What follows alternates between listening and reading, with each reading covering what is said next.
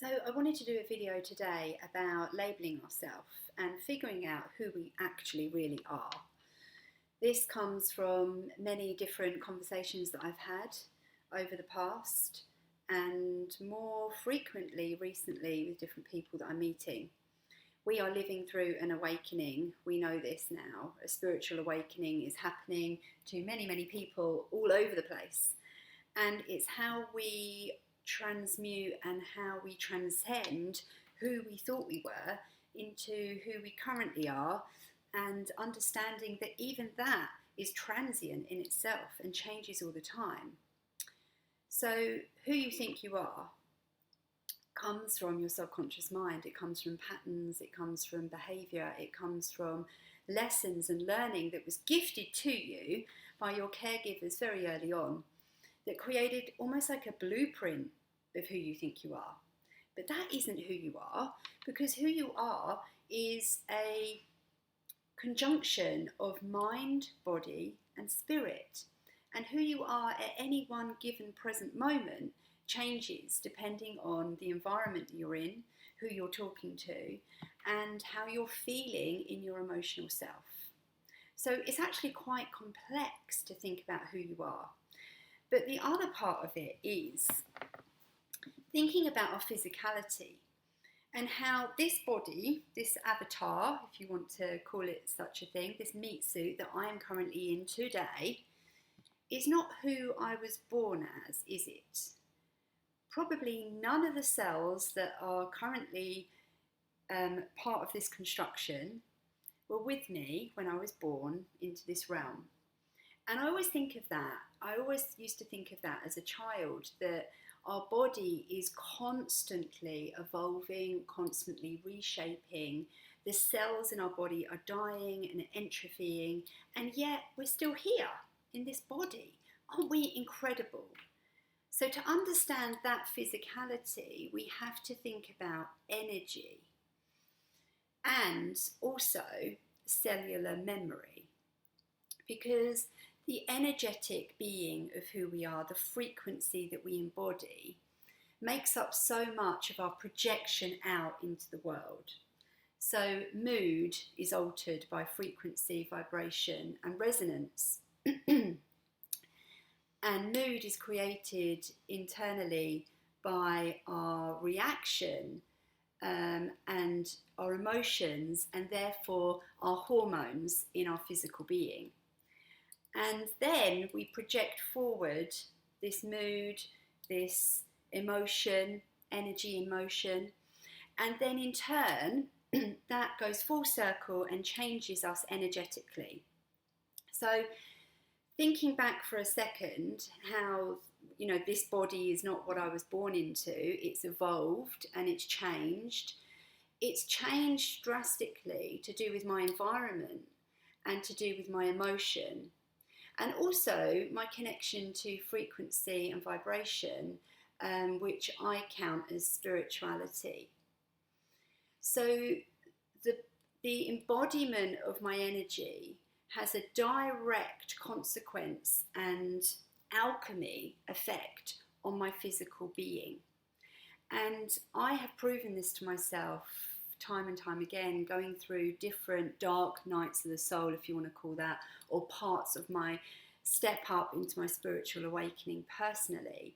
My physical being literally has taken on a different way, a different feeling, but also a different projection. So my physical body has literally changed and altered over these times and these step-ups in consciousness and, traversing through these sometimes very difficult and awkward emotional periods of my life. My physical body has definitely had a reaction.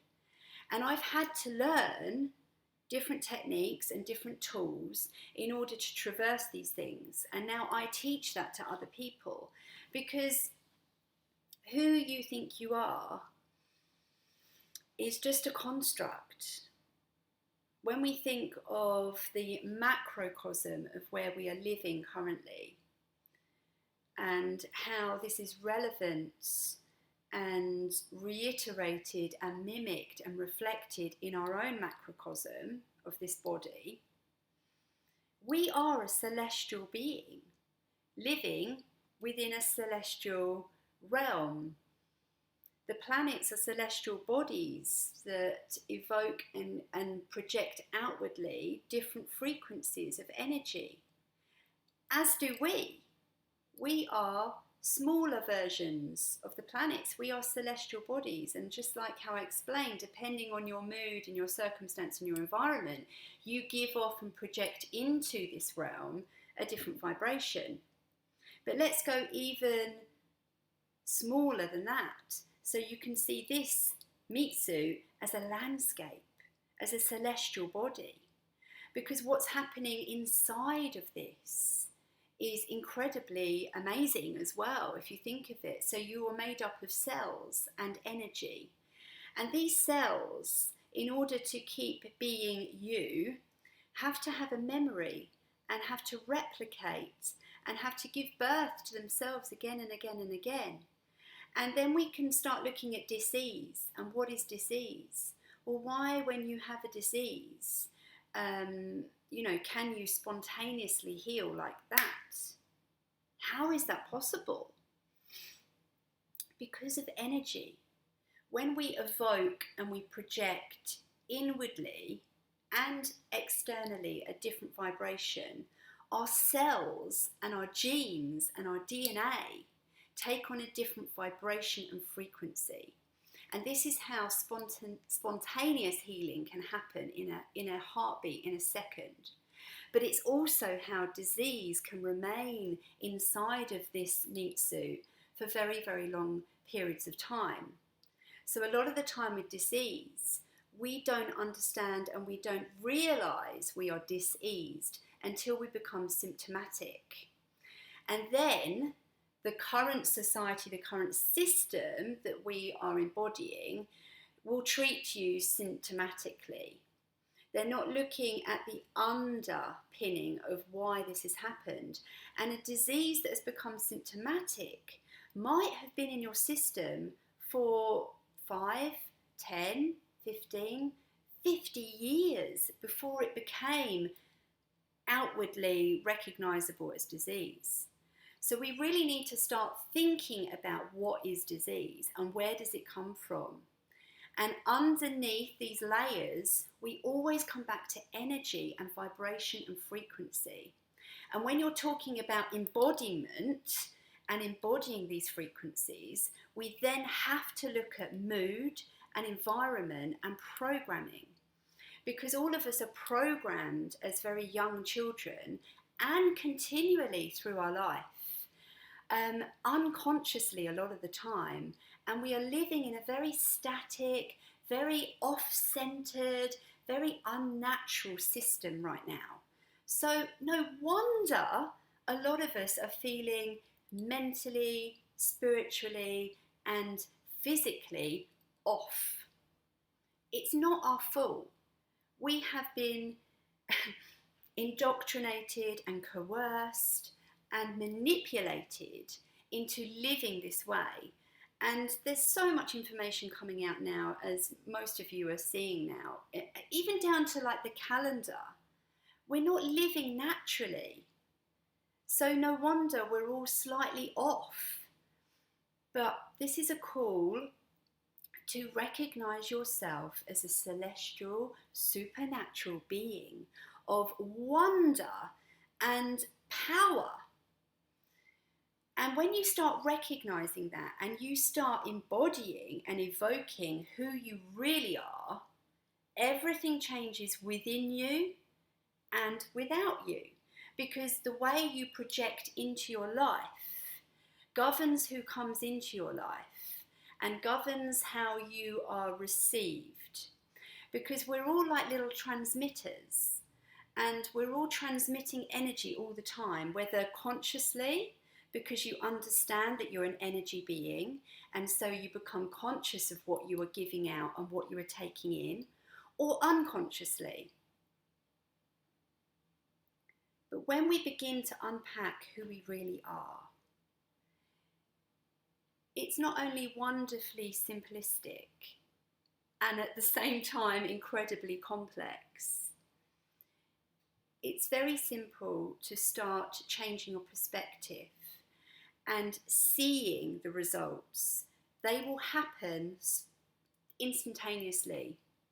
When you change your frequency, your whole life changes. And it is simple, and you just need a very simple toolkit in which to do that. And it starts with looking at yourself, observing yourself. Who do you think you are? Ask the question when you get up in the morning, who am I? And who are you asking that to? This is an interesting thought. The voice inside of your head, the inner monologue, who are you talking to? Are you talking to yourself? Are there multiple factions of yourself? Is there a higher self that is almost governing and playing this avatar that is also conscious? Is there two realms of consciousness happening? Is there a superconscious? All these questions are just so interesting to ask yourself. And in order to observe the self and in order to ask these questions, you have to give yourself a moment in time. You have to go in and you have to start realizing that questions like this are so important. And we get so transfixed with the mundanity of life and the carrying on and the getting things done that we don't always give ourselves enough time to sit and think. And it's incredibly important because, like I said, the moment you realize you're an energy being and you are transmitting a frequency outside of you, you take on a responsibility, because the energy that you're emitting is incrementally changing the field. And so all of us are tiny little microcosms of a fractal world and connection and web of energy. And we all have our part to play. And we all need to take responsibility and look at who we think we are right here, right now, today. Because if you're down in the dumps, if you're diseased, if your body is symptomatic, and that you've been, completely taken off this harmony, and your body is now upset and it's trying to shout and scream at you through the only way it can communicate now is through pain and through disease. We have to stop doing what we're doing because it's not working any longer. And we need to start looking within. And when we start looking within and asking ourselves these big questions, it always comes back to energy. It always comes back to frequency and what we are emitting out into the world and what we are taking in. And it all comes back to love frequency. Because fighting isn't ever the answer. Love is always the answer to everything. That's what I've found in my life, and I really truly believe that love is the answer to everything. And I'm not talking romantic love, although that is obviously love. I'm talking about unconditional love and responsibility for this moment that we've been gifted, this life that we've been gifted. And when you hold gratitude in your heart chakra, and you start every morning with gratitude and finishing your day every evening with gratitude for literally just being here in this moment, for just having this experience, this heart chakra almost feeds on gratitude and it starts to awaken. And love frequency comes from the heart chakra. And the lower chakras are lower vibrational.